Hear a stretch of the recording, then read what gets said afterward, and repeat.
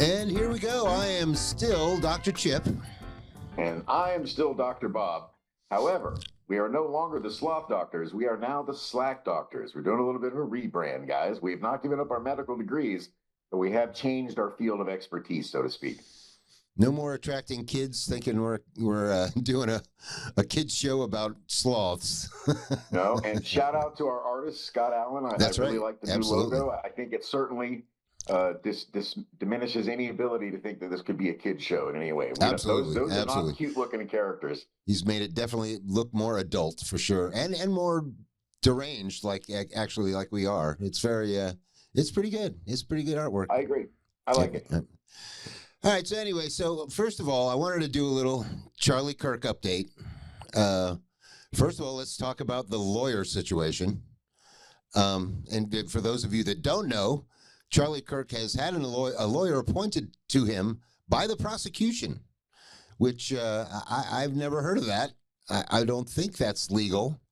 Yeah, when they say that you're if you don't have a lawyer, one will be provided for you. I didn't think that's what they had in mind. No, I don't think so. I think this is pretty precedenting. I don't think they've ever done that before. But my question is, I mean, obviously what they're doing is, well, my fear was before that they were just going to kill him because there's no way they can give this guy a fair trial, not with the evidence they have. So it's very obvious. Or lack of. Or lack of, yeah. So it's very obvious they're just going to kangaroo trial this kid into a death sentence. So the obvious question is, why is he on an Epstein watch? What's the point? It would be more convenient for them if it just happened naturally, so to speak. Exactly. It just seems so arbitrary. Like, look, if you're already determined he's dead, he's going to, he's done it. You're going to get him a shitty lawyer, give him a kangaroo trial. Just kill him. Just why even put on the masquerade of the, I don't know. It doesn't make a whole lot of sense. And then, of course, let's talk about what the doctor said. All right, so when did you hear about what that doctor said? When you told me. Well, I heard about it pretty early. Like when I was first starting to say, where's the bullet, they had come out with this statement that made me even say even more, like, well, where's the bullet? All right, but and this is the doctor you're referring to. This is the doctor that claimed that Charlie's body was somehow supernatural and managed to stop a bullet that would have passed through a full-grown deer. That is correct. And my issue is, all right, clearly, I had assumed that this conversation with said doctor, which is, all of this is all hearsay, so who the frick knows what's real, but I had always assumed the conversation with said doctor had happened fairly recently after they took Charlie to the hospital, and doctor came out, and that's what he said. So that would have been within a couple of hours of him being shot at the most, I would think. Yeah. So when did they get the gun? They didn't get the gun for a couple of hours, did they? Or if they did, how would they have known at the hospital that they got the gun? I mean, sure, it is the age of information. Some guy might have been on his phone and like, oh, they got the gun. But my biggest question is, if the doctor didn't already know about the gun they had found, how does he know what kind of round it is? He's talking like he's actually having the bullet. How would you know? Exactly. Even if he had the bullet, are doctors ballistics experts? Can they tell by looking at a bullet? Oh yeah, that's a 9mm, or that's from an AK, or this is from a. Probably not. But again, as you said, being the age of information, they could probably take a picture of the bullet and confirm what it was. That could be using a search engine or something pretty quickly. That could be. But I mean, otherwise, my question, obviously, the glaring, like, well, how does he know what the hell kind of bullet it was? How would he have that kind of knowledge that, oh yeah, 30-06 will go right through? Well, how do you know it was a 30-06? That's right. The point. Even if he was to be relying on his anecdotal information or knowledge as years of being a trauma doctor, let's say he works at a hospital in a city where a lot of people get gunshot wounds. Which not a lot of people get shot with 30-06s. Most of your gunshot wounds are going to be 9mm shotgun pellets, 22 long rifle, 380s. Yep. 30-06 is not seen often outside of the hunting realm. Now, I guess, hunting accidents, you might see guys that have got shot with a 30-06. True. And then the other Ethan's trying to tell me something, I don't know what, but the other thing that they're claiming, or that Alex Jones claim, is that the bullet got fragmented, and basically got destroyed. And if that's the case, how the hell do they know what kind of bullet it is? The whole thing is like, how do they know so much without all the info so fast? It just seems kind of odd to me.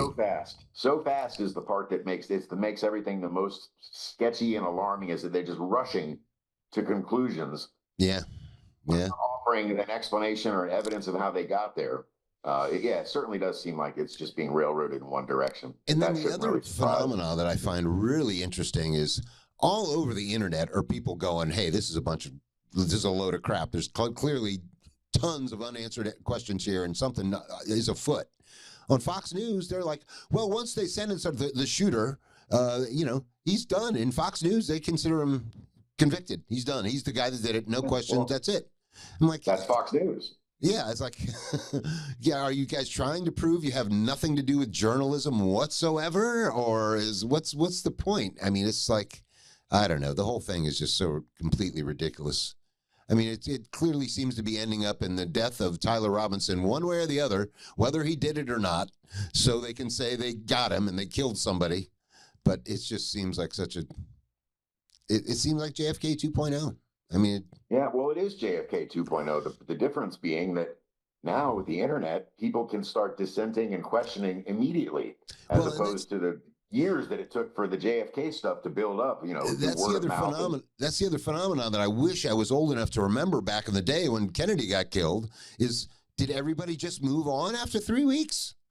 That was it. Like, oh yeah, well, JFK's dead. No, they got that guy. They killed that guy. That must have been him. Was that just it? Did everybody just literally just like, no, there's nothing to see here, and moved on, and that's how it happens? Because that seems to be what's going on to a certain extent to certain people here. I think a lot of people probably felt that way, and the ones that didn't have the type of voice that they have now to reach out and find other like-minded individuals and talk about it. Right. They didn't have the internet. They had to go to the library and and try to find I mean, it'd be interesting if there's any way to research this, but I wonder if like ham radio or something back then, if people were talking about JFK conspiracies, because that might have been the only way for them to communicate with each other.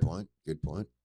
Outside of writing op-ed pieces to the local newspaper and hoping they get published and things like that, which of course they weren't gonna. Good point.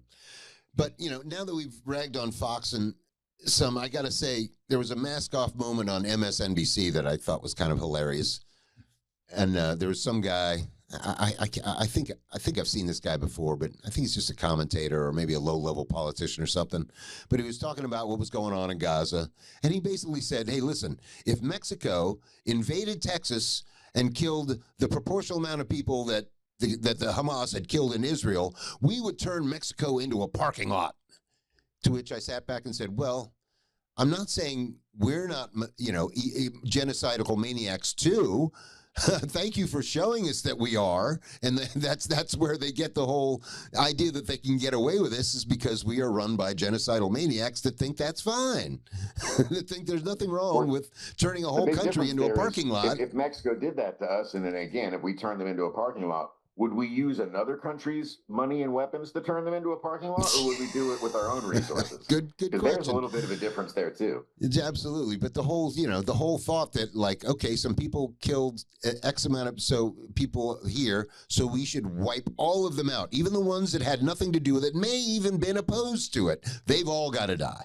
That's the world we live in now. That we can't get over that. That's the thing that's stopping civilization from moving forward. And that just seems kind of stupid to me, but I don't know. It's a regression. It's a step backwards. It's the way nation states used to wait forward. I don't believe we've ever been anywhere where we weren't idiots that would say that. It's just, the problem is somebody's got to be a voice of reason and go, look, there are bad people there, but they're not all bad. We don't have to kill them all. It's just, I don't know. The whole thing is just, we're gonna bring world peace on this show sooner or later. We're gonna achieve. Somehow, right? So, did you have any? I forgot to even ask if you had any news nuggets. No, I didn't. I didn't. I spent most of yesterday on the west coast of Florida, over at Grandma's house, over the river and through the woods. Right. So I didn't get a lot of chance to do that. Although I did fix their cable TV 3 times while I was there, which was pretty funny. How did you fix it 3 times? Let's see. The first time was because it was unplugged. So I had to plug it back into the HDMI 2 cable and, spot on the back of the TV. And then the second two times was just because Dan used the wrong remote. Got a little confused. So, So is it he was a great? little upset by the fact that I could not make everything be on one remote. I said, I'm Oh, sorry, yeah, man. It that- just good doesn't luck work with that that. way. Good luck with that nowadays. Forget that shit. But is it gray up where you are too? All overcast and raining and Yeah. it's Miserable. horrible today. Miserable. In fact, the ride home yesterday, I just barely avoided a monsoon. Right. And those are some windy, like between Gainesville and Hudson is basically, 2-lane road, windy, no street lights, no shoulder on the road, nothing but cattle farms and horse ranches. And no shortage of people that don't know how to drive in the rain, I'm sure. Well, it's not, actually they were pretty good. Yeah. They weren't very good on the way down on 95. The good thing about the drive is that there's neither area is like a tourist spot destination. True. Essentially anybody you see on this drive is a Floridian, native Floridian, lives in the area, knows the roads, It's also kind of interesting is I can notice the difference in traffic between Lantana and Boca. Like Boca, it's like you get here, it's like, Jesus, where all these people come from? There's traffic is everywhere. You can't hardly get anywhere in Boca. Back up in West Palm, Lantana, Lake Worth, you can drive around all day and barely. Driving back from the studio is always bad, regardless of the time of day, it seems. Oh, dude, trust me, I'm going to be doing it today at 4:00. It's funny when I was booking the ball this month and I was looking at the dates, I was taking the best times available that I could get. Right. But a couple of them today included, I looked at it and I was like, God, I feel bad for them. Yeah, I'll just go down the beach. It's just if when it gets like that, it's just as fast just to go over the bridge and go down the beach. Although there is some stupid construction. Anyway, so what else did we want to talk about? There's something else. You don't ride the bike down there though, do you? Not until it stops raining. I mean, I will. Yeah, good point. I will if it ever stops raining. But I was sitting behind a Tesla in traffic yesterday, and I really don't like EVs. I've never been a fan of them. I don't think it's the way to solve the problem. But I finally thought of a nice thing to say about a Tesla. As I was sitting there behind it, I thought, if I was on a motorcycle right now, at least I wouldn't be sucking any exhaust fumes off the car. That's true. So there you go. That is the one silver lining I will give to EVs is that if you're on the bike and you're stuck at a light, that's the car to be behind. Although really you should just split the lane and go to the front anyway. But yeah, true. Yeah, I've never really been that worried about exhaust coming out of cars. It's usually when they're going down the road and the rocks and lug nuts and stuff like that, they kick up off the road that that's more dangerous, but sucking exhaust is never pleasant. No. Yeah. But I don't usually especially spend when it's much really time. hot. Yeah. But I don't spend much time behind cars. Unless I'm riding with Davey D. We went and picked up his motorcycle the other day. And I mean, I guess he did say he had to warm it up first or something, but I'm like trying to drive back to his house and he's following me on the motorcycle. I lost him. I couldn't go slow enough to not lose him. I was like, God almighty, dude, come on, get it's a motorcycle. You should be like when I used to ride with you. You should be home already. Why are you going so slow? But anyway, he's just got his bike back, hopefully in time for it to stop raining. I don't know. It's finally going to be nice and cool, and you might actually get to wear leathers. Yeah, true. I don't even know if I don't even have any leather. And So are you excited about your upcoming trip to Boston? Oh yeah. Well, yeah. I'm not excited about the flying. That's gonna suck. But everything else will be pretty fun up there. You get a direct flight at least, or? Oh yeah. I got a direct flight. There you go. Oh, and dude, last time, this is so funny. So last time I went up there, I think I told my dad, because I don't use credit cards. I wouldn't know how to book a flight. If I had to book a flight somewhere, I'm screwed. So I'm like, all right, Dad, just book me a flight up there. I'll just pay you when I get up there. He books me a flight for $800. It cost me. Wow. I know. I'm like, what the hell? He had his chick do it this time. It's like $150. I'm like, what the hell, my next dude? question was going to be, were you in first class? Did he have you like business class or something? Or no. 800 per coach? Yes. Wow. I know. I mean, I guess if you don't know what you're doing to book a flight, you can really get ripped off. Because apparently. So it's funny that you brought up how would you book a flight if you don't have a credit card or cash or something like that. Maybe 8 years ago, when I kind of reconnected with my dad and I was starting to make more trips back to Charlotte. Back then, I was like you. I paid everything in cash, and So that problem came up. And apparently what happens, what you can do, or what I did, is you can go to the airport with a bunch of cash. You basically have to go over to one of these kiosks that are right there in the checkout or the check-in area, deposit your cash, and it will pop out a temporary debit card for you. And then you load money on that debit card, and then you turn around and take that debit card 30 feet, 40 feet to the counter and buy your ticket. And that's the way you have to do it. They won't accept cash at the counter, but there's an ATM machine that prints its own cards there in the lobby. So the obvious question is, since they won't take cash because of terrorism, what's stopping the terrorists from using the kiosk? Nothing. No, I mean, absolutely nothing. No. Yeah. But that's the workaround. You just get yourself a debit card right there at the airport, load it up with money, turn around and use it. Unbelievable. Well, and I'm assuming you got the real ID with the little star on your license. Yeah, I was going to say pretty soon Palantir is going to take care of all of that stuff for us. We won't even need IDs anymore. They'll just, it'll be biometric eyeball scan or something. Yeah. Everybody, they're going to give you a chip. They won't need a chip. They'll have facial recognition and eyeball scans, and everybody's earlobe is like a fingerprint. All they got to do is get a picture of your ear, and they know exactly who they're dealing with. And wouldn't that be interesting if that was a new plastic surgery? Identity modification through ear surgery or something like that. Right. That's a great way to steal somebody's identity. You literally just swap chips with them. Yeah. Oh, and that's funny. Which reminded me of that movie Minority Report, obviously, where they proposed that everybody's this eye scan is what they use. I was having a thought the other day. I was like, if I ever got a traffic ticket again, and I have to go to court in front of a judge, I was going to ask, to be aware, can you tell me who my victims were? And of course the judge would go, oh, well, you don't have any victims. You could have possibly had some victims in the future. And then I would go, well, I'd like to see my Minority Report then. If you haven't seen the movie, you don't get it. But always used for victimless crime. Right, yeah. I want to see what the other precog says. Where are your precogs? Where are the ones that are telling you about my future victims? Right. If anybody that hasn't watched the movie, all victimless crime is just revenue. Oh yeah, exactly. To generate revenue. Well, that's the next line of discussion would be, oh, you find me guilty and you want money? Nah, that ain't gonna happen. That ain't gonna happen. So you might as well just put me in jail now. How much time do I get for running a stop sign? Right. I'm not giving you a penny. Now it's costing them money to keep you there. But they'll do it. They'll put you in jail. They will spend money to try and punish you for not giving them money. There's no doubt they'll do that. That's how smart our government is. They're just brilliant. Yeah. Anyway. Which essentially just becomes debtor's prison, which is something that was, supposedly outlawed in this country. It was present in England when this country first started, but just another form, just another version of it. What's wrong with slavery? Prison? Just like slavery was abolished, and then they just bring in wage slavery. Yeah. I was going to say, what's wrong with debtor prison? If somebody gives you, lends you money, you don't pay it back, you should go to prison.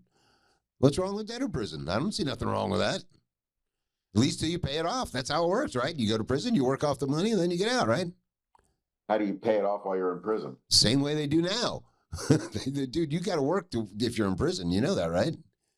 You can't just sit around in prison and not do anything. You got to work to make money to get your commissaries. How much value is generated from prison labor? Well, that'd be an interesting thing to study. I don't know. Probably, not a whole lot. I mean, they're not doing jobs of high-paying laborers. They're just shoveling rocks like road or whatever. Repair, agriculture, license plate exactly. making. Well, I mean, I guess it all depends on who you know. I mean, if you're good buds with the warden, maybe they come over and mow your lawn. Who the hell knows? Wasn't there a movie with that was a Steve McQueen movie, wasn't it? Where he was Cool Hand Luke. Wasn't that the deal where like they would? Yep. Yeah. And then of course the Longest Yard. Yeah. Both the original and the remake. Yeah. Yeah, definitely. Our system is definitely full of inequities and fantasies and illusion and yeah. What else God, I should have made. I had so many things I wanted to talk about, and I didn't write any of them down because I was like, oh yeah, it's just tomorrow. I'll be remember what we should talk about. You got anything? Just looking at the logo in the background. I really like the evil glint in your eye. I must say That is pretty. I do look pretty evil. Your cartoon character itself looks like he's about to say something off the hook. Something he knows is going to enrage people. God, yeah. The only thing that actually make that better is if I had a bong in front of me. Isn't about the only difference. Right. But he did do a good job on like the studio mics look the same and the headphones and yeah. All right, so what are those little mirrors on the doctor's heads? What were they for again? I think it's a throwback before they had good lighting, and it was used to help cast a reflection so they could see better into like people's down their throats or something. I'm fairly certain that's what it's for. But honestly, I don't know. I mean, clearly, you don't ever see them anymore. It's right. A throwback, but I think that's what it was for, as a reflective light source. I wonder when they started using those, because I don't know. That was certainly an iconic look for quite a while. Right. It would make him obviously iconic enough to make it on our logo. You could also use it if you took it off to hold up to see if they're breathing, see if it fogs the mirror. That's true. I got to think there's better ways than that to figure that out, though, if you're a doctor especially. Well, now, David, it's funny. The further back in time you go, the less reputable the term doctor becomes. Yep. You know what I mean? If you go back far enough in time, it's nobody wanted to go see a doctor. They killed 90% of their patients, didn't know what the fuck they were doing. Well, and truthfully, as a joke, a lot of people in Western movies, they go to the doctor and then they find out the doctor's really just a veterinarian. You know, he's not really a people doctor. He's a horse doctor, but if that's the best doctor you got, you take what you got. It's like, well, you've cut open horses, right? Okay, well, here we go. There's a bullet in there somewhere. Go get it. Yeah. At some point, you just got to go. Okay, well, do your best. You ever watch Futurama? Every once in a while, yeah. I've seen it before. Yeah, well, that was the running joke with Zoidberg, was that he was the ship's medical doctor, but he had no comprehension at all about human anatomy. Right. Barely understood mammals, let alone humans. Right. Yeah, what was he again? He was like a octopus or something. What was he? No, he was a crab. Oh, that's right. A lobster. Right. Actually, I think he was a lobster. He was a crustacean type creature. He was like an old Jewish vaudevillian Catskills kind of comedian.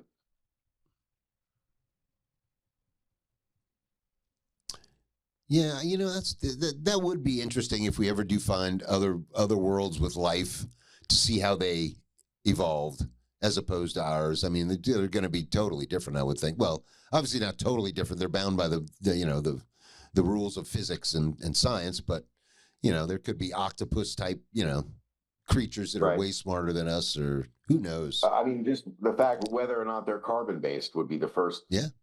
True. That would be the first opportunity for them to be so vastly different from us that it would be almost impossible to guess the course of their evolution. And have we talked about my theory that more intelligent life is more likely to be microscopic? No. Because if you ask me, the small organisms evolve the fastest, right? They do, but they're also the least complex. Well, true, but I mean, they can get. I mean, I'm not talking. Well, I did say microscopic, but what I mean is like just incredibly small, like literally so small that there could be intelligent beings all around us, and we wouldn't know it because they're just look like little particles of dust flying around or something like that. Right. Well, I mean, and also it also depends on what you mean specifically by intelligent, like. One could say that a lot of insects have a certain hive intelligence. No, I mean like technologically advanced, like flying, like the little piece of dust is actually a spacecraft, is what I'm trying to get to, or whatever. Isn't there wasn't that the backstory of Silver Surfer? Wasn't Silver Surfer didn't they miniaturize him so then he could go surf around the universe, because otherwise he was only stuck on one planet or something? Wasn't that a story? Know. I'm not well versed in the I in that swear that's Marvel some area. kind of either Marvel or. I mean, I know the guy he worked for, Galactus, the Right. eater of planets, was Mammoth, but I don't know if the Silver Surfer was shrunk down. Perhaps somebody in the comments should hopefully be able to answer this question for us. That's true. If it's not them, I swear it was somebody else. But I remember that concept being peddled on. Somebody was like lived in our existence, and then they got shrunk down, and found out there's a whole other, universe. Well, I've read a lot. I've read several sci-fi stories that have similar, veins of thought. I can't think of the title right now, but I can remember this plot of one was basically humanity reaches out, finally, breaks out of the solar system. And I forget the name of this. They were using some sort of mineral fuel that they found on some other planet that was highly dense, extremely packed full of energy and, joules. And it come to find out that the energy source itself, these rocks and crystals, were intelligent life. But that they aged in a geologic time scale. Everything was so slow to them. So we were like committing genocide and wiping them out, just using them as gas. Had no idea. Well, so they were saying that they're intelligent, but because they move so slowly, you couldn't tell. Or, right. Oh, gotcha. Well, how do we know we're not, how do we know rocks aren't alive? Or, we don't. Yeah, exactly. And we kind of don't. Well, we kind of know rocks aren't alive, but yeah, I mean, you could say the whole planet is one of those little crystals if we were shrunk down, yeah. Well, the planet is a lot like we are. When you think about how many microbes and bacteria and microorganisms that live on us and in us and our gut biome and things like that. All of the life on Earth is essentially the biome, the gut biome of the planet itself. The only thing is, I don't think the planet needs us. We need the gut biome. I think the planet would be fine without us. I mean, it might not be as green and lush. It might turn into something that looks like the moon, but it'll still be here. I don't know. I guess at that point it would cease to be living, though, I guess so. Yeah, well, maybe the whole point of our existence as a species was just to evolve to the point where we could create plastics. And maybe the next form of intelligent life that arises on this planet will eat them. And much like we got all of our fuel from all of the plants and they like to say fossil fuels are from dinosaurs, but obviously it's not really dinosaurs. It was all the plant material that was swashed down and eventually turned into oil. Maybe somewhere, a billion years from now, the intelligent plastic-eating creatures will be harvesting all of the refuse we left behind. I think scientists are already working on your new race right now. They're trying to develop bacteria that eats plastic. So, yeah, if they develop a bacteria that eats plastic and somehow, 100,000 years from now, it has evolved into some, kind of being of some kind of animal. Yeah, who knows? We might be planting the seeds for the next civilization, next form of civilization. The circle of petrochemicals. Yep. Wow, looks like the sun's actually coming out here. Yeah, not here. There's nothing but gray out there. So I thought we almost, but before I forget, happy birthday to Becca. It was her birthday yesterday. I thought she was going to come today, but she apparently didn't make it. It would have been great to have her on.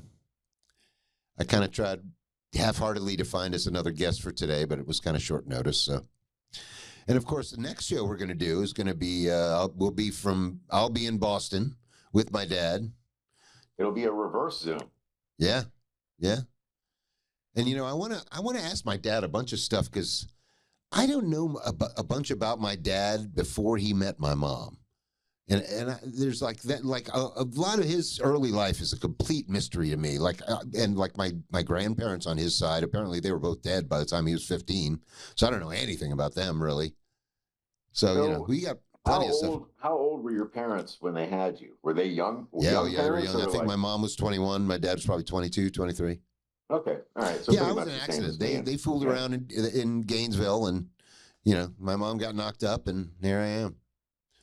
They were, and what's funny is they were both journalist majors. The reason I ask is because I know you're an only child, and I thought perhaps because of that maybe you were one of the rare planned, planned ones. No.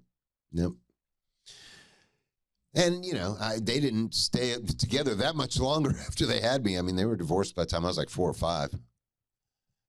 Yeah. So yeah. My dad hung around until I think I was 1.5, maybe 2, something like that. Pretty early. I was going to say, you don't even remember your dad being around then, really, at all, do you? Not at all. No. Right.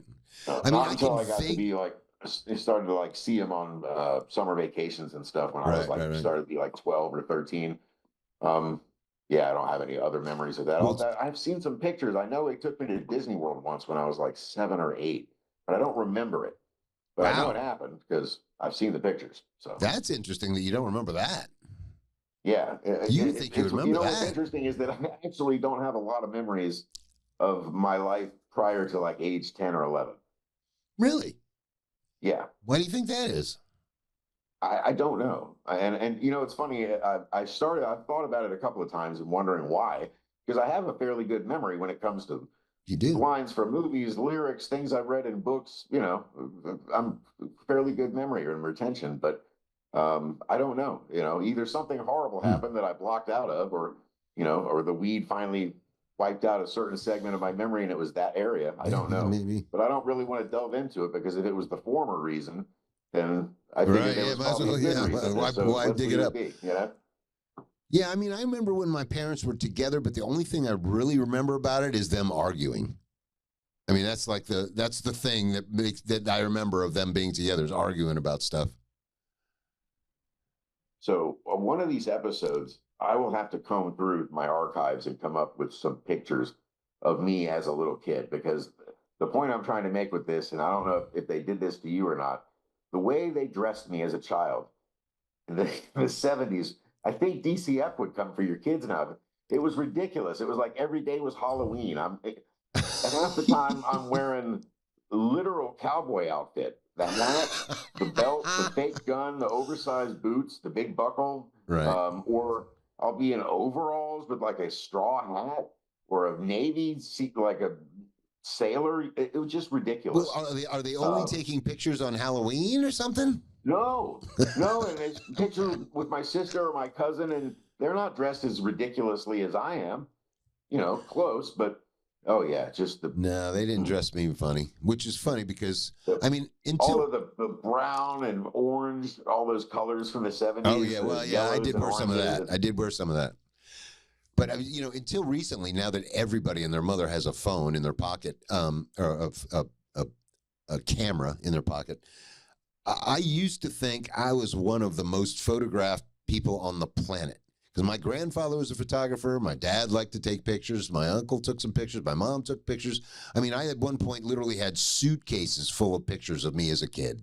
And I eventually just threw them away. I'm like, what am I going to do with all these stupid? So what you're saying is your uncle liked to take pictures of you as a kid.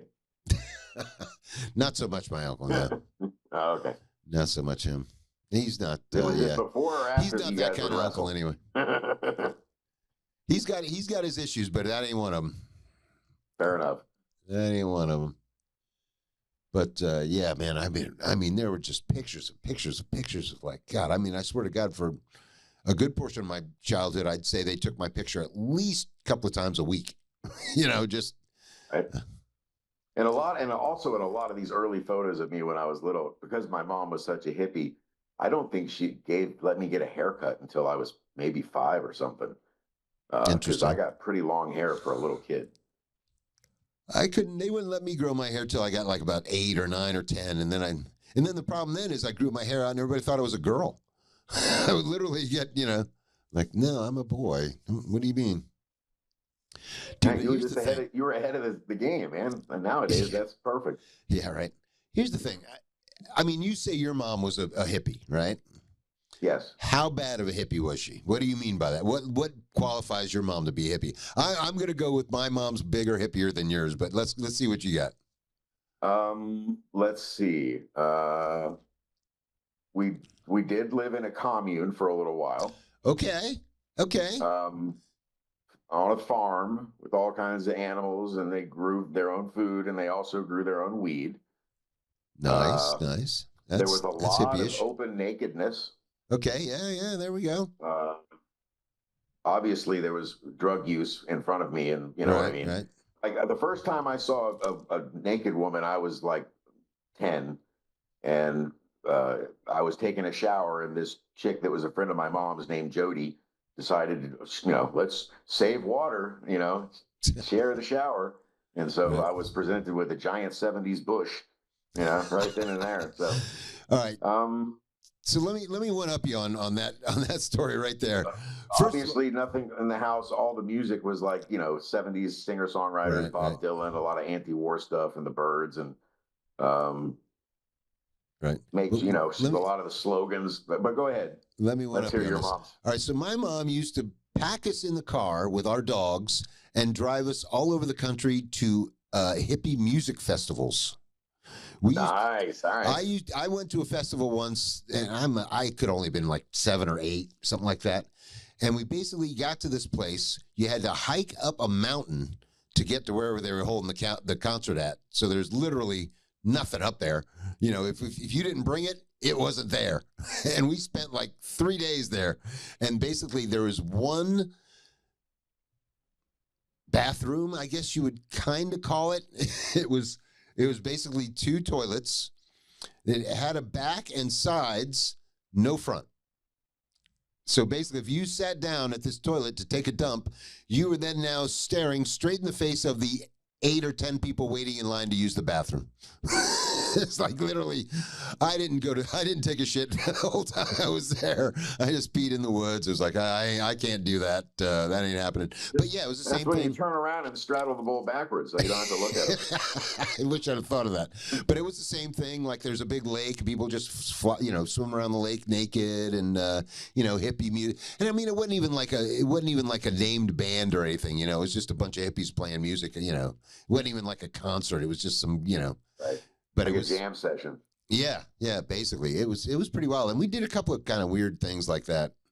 There's just weird hippie stuff. And here's the thing that's pretty wild about the whole, how many hippies do you know still today? None. Do you know who one of the biggest hippies was back in the day with my mom? That guy, Doug, my real estate agent. Really? Yep. Wow. He was a huge hippie. He's changed. Yeah, I'd say you're right. And that's, I would say, has been basically the path of everyone I've ever known that was a hippie. He had friends of his, this guy, Harold Wilson. He's a big-time real estate guy now. He's like a billionaire. All these guys were hippies who are like, materialism sucks, blah, blah, blah, anti-Vietnam, this, that, and the other thing. Now they're like, oh, we got to go into Ukraine, and we got to kill everybody in Gaza. And like, what happened? What happened to the peace, love, and happiness thing? Well, what happened? It was just all such bullshit, It's crazy. Yeah, no, I didn't get taken to any festivals as a kid. That would have been fun. I would have liked that. It was interesting. It was interesting. I don't know if it was really fun per se, but it was definitely, it wasn't horrible, but it wasn't torturous at all, but it was definitely out doing stuff, but it was just, learning stuff that, somebody that age may or may not be ready to learn, but there it is. You're like, oh, okay, that's how that works. It definitely affected my sense of music. That's why I like such, music that you like to call crusty, like old stuff, Well, I don't mind. I don't think your music is crusty. Your music is just different from mine, that you can always understand the lyrics. A lot of the music I like, sometimes you can't understand what the hell they're saying. But I think that comes from the fact that I'm not a musician. Yeah, your love for music is lyrics, and then mine is the sounds and the music part of it. Although, like I say, one of the few songs I sing that I used to sing is basically because the lyrics grab me, and it's a song by Local H called "Bound for the Floor." It's that song, "You just don't get it, keep it copacetic, and you learn to accept it, Right. man. You're so." I mean, as soon as I heard those lyrics, I was like, "Oh yeah, I can remember that." That's exactly what I want to say. Yeah, that's not. Yeah, but I've always been attracted to like the low end of music. Like, I was in band, and there were piccolos and clarinets and stuff sitting right in the same room, and I couldn't tell you a note they were playing. I didn't pay any attention to them at all. They're always just up there going, whatever they do. I was like, man, whatever. No, I do like the lyrics, but it's not always about the lyrics, because I like the album Beck Odelay, and the lyrics for most of that stuff is sheer nonsense. Well, so is the music, though. If I have to, Right? That's probably why you like it, because Like the music lyrics is to kind of Devil's nonsense, but it Haircut works. Or Loser. I mean, See that's a guy. And that's a guy that pushes the boundaries of what music the is. vegetables with the beefcake pantyhose. I mean, Oh yeah. the fuck, Dude, whatever happened to Beck? I wonder what he's doing now. Actually, I think he's making movies now. Oh, really? You know who else did that is Mark Mothersbaugh, the guy from Yes. Devo. Yeah. Does tons of soundtracks and stuff and scores for movies. Yeah. But I think Beck is actually like directing some movies or something. I could be wrong about that, but that's what I heard, I think. And you know who else? You know who Beck's related to, right? His three young cousins put out a quite the popular tune called right? Bop. Yeah. They're all his cousins or something like that. Like his sister's kids or some shit like that. I don't know. Who knows? But yeah, they're all related. Yeah, I remember you told me that before, and as soon as you did, I realized, I was like, yeah, I can see that. But see, the thing is, at least they're doing the tried and true bubblegum pop, stuff that they know is going to work. That stuff Beck doing, man. You got to be, I mean, imagine putting that stuff out and going like, well, there's our album. Hope you like it. Yeah.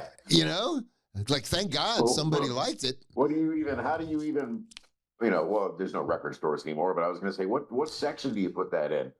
Yeah, good point. Not only that, how do you sell it to a record company? How do you go, no, this is really going to work? Well, we listen to it. we don't really think so. No, trust me, it's going to work.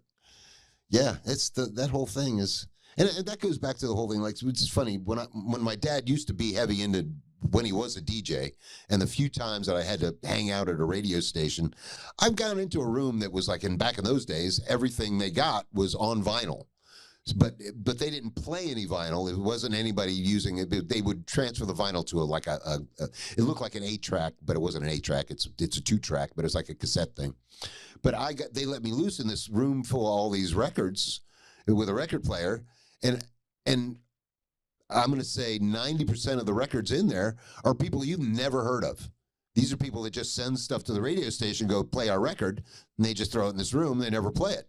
Well, dude, I went through there and played some stuff that was fucking amazing.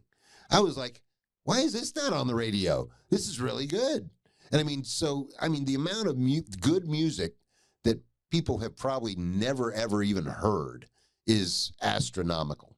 Astronomical, the amount of, and here's the thing, that it could even be that one of these bands that's on the shelf could have put out an album for a record company. And the record company go, oh, great, that's a great album, guys, great. All right, we'll let you know. And that may be too good of an album to compete with this other artist they have. So they take that album and go, okay, this can't see the light of day because we're promoting this guy. And that kind of political bullshit could actually have been keeping tons of good music out of public airwaves and stuff like that. And just the thought of that kind of injustice happening to music is just kind of like, man, really? All over greed. You know what I'm saying? It's just like, just because they want this guy to make more money than the people that also make good music. It's just stupid. I don't know. The whole greed thing is stupid. It always does go back to greed. Well, here's the thing I don't understand. How much do you fucking need? Like our friend Opie. Before he had kids, I had serious questions for him. Like, dude, aren't you rich enough? I mean, now he's got kids. I kind of get it. If you got kids, you kind of want to have enough money to take care of them. And I get it if you have kids. But if you don't have kids and Elon has a shit ton of kids. Or do any of these does Bezos have kids?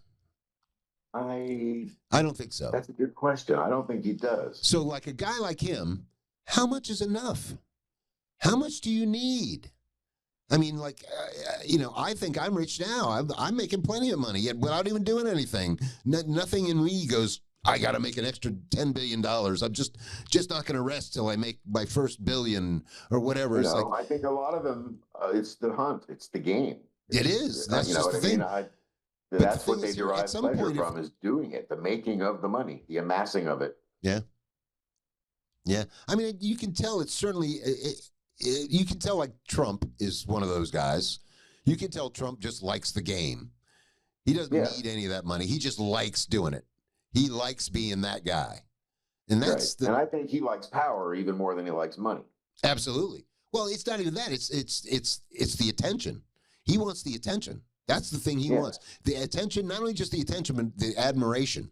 That's the thing that pisses him off the most. And there's a big difference between that and people that just want to have the most. Right. Because clearly the richest people in the world are people whose names we don't know. Absolutely. Absolutely.